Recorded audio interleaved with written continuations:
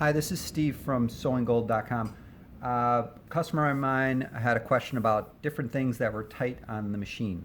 So I want to explain what could be tight and how to loosen it.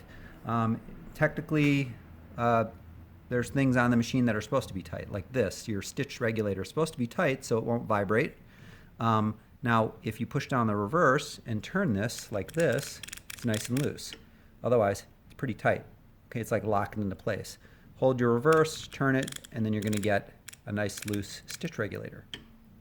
And then the hand wheel, if you have a clutch motor or a servo motor, especially the servo motors that have a small clutch in it, what you're going to want to do is push down on the motor ever so slightly, maybe 1/8 of an inch or 1/4 of an inch. That's going to release the clutch, either on a clutch motor or a servo motor, without engaging it. You don't want to engage the motor itself.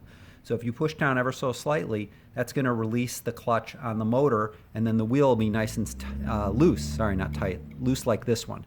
So you'll be able to spin the wheel even with the belt on. Now, of course, this one doesn't have a belt on, but you get what I mean, hopefully. If you don't, we have a video on how to release the motor clutch when you're starting to sew or when you want to turn the hand wheel.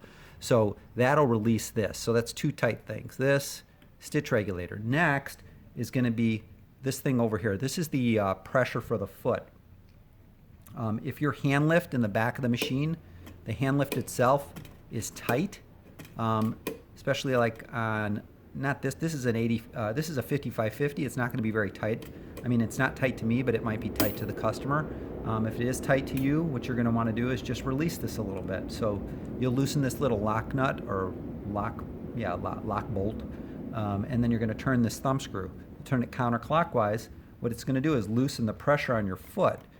So it could change the sewing a little bit. What's pushing on the material? Okay. So this is not going to be pushing as hard on your material, but also this foot's going to go up a little easier. So knee lift wise and hand lift, it's going to make it a little looser. And this thumb screws on a lot of different machines, even on a walking foot machine. Walking foot machines usually have 2 thumb screws. Sometimes they don't, like the 1541 Juki only has 1, but the DDL-8700N has 2. Usually you're going to want to reduce the back on a walking foot, so the actual back foot. And we have explanations on that also. We have a video on that. So those are the main things that you would feel like something's tight. So those 3 things, the hand lift or knee lift, okay? To adjust that would be this thumb screw. Stitch regulator, remember, reverse, nice and loose. And then the hand wheel, just push down on the pedal ever so slightly without engaging the motor, and then that's gonna it's gonna allow you to turn the hand wheel, and it's gonna be nice and loose. Okay, if you have any questions about this or any other video we have, you could email me, info@SewingGold.com,